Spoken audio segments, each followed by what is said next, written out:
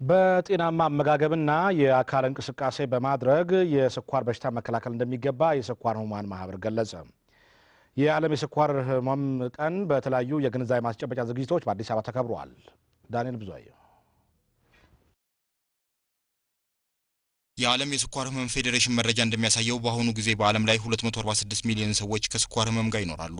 የመከላከልና የመቆጣጠር እርምጃዎች ጥብቅ ሆነው ካልቀጠሉ ደግሞ ይህ አሃዝ እንደ አውሮፓውያን አቆጣጠር በ2025 ወደ 380 ሚሊዮን ሊያድግ ይችላል የሚል ስጋት አለ።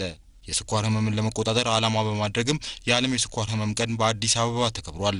የኢትዮጵያ የስኳር ህመም ማህበር ባዘጋጀው የግንዛቤ ማስጨበጫ በዓል ላይ የማህበሩ ፕሬዝዳንት ዶክተር አህመድ ረጃ የዘንድሮ የዓለም ስኳር ህመም ቀን ስለ ህመሙ ግንዛቤ ለመፍጠር እንደሚረዳ ተናግረዋል። ጤናማ አኗኗርና ስኳር ህመም በሚል መሪ ሀሳብ ዘንድሮና ለመጪዎቹ 3 ዓመታት በተከታታይ በስኳር ህመም ዙሪያ የሚካሄደው የግንዛቤ ትምህርትና የመከላከል ዘመቻ አካል ነው።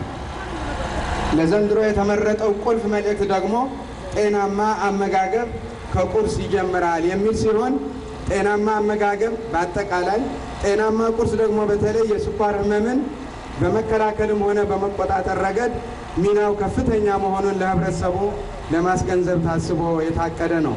ጤናማ አመጋገብ በመከተል ስፖርት በመስራትና የእግር ጉዞ በማድረግ የስኳር በሽታን መከላከል ስለሚቻል የማህበሩ አባላት ቀኑን ያከበሩት ስፖርታዊ እንቅስቃሴ በማድረግና በእግር ጉዞ ነው። የስኳር ህመም በሁሉም የህብረተሰብ ክፍል ላይ ሊከሰት ስለሚችል ቀድሞ ምርመራ በማድረግ በሽታውን መከላከልና መቆጣጠር እንደሚገባ በዝግጅቱ ላይ ተገልጿል።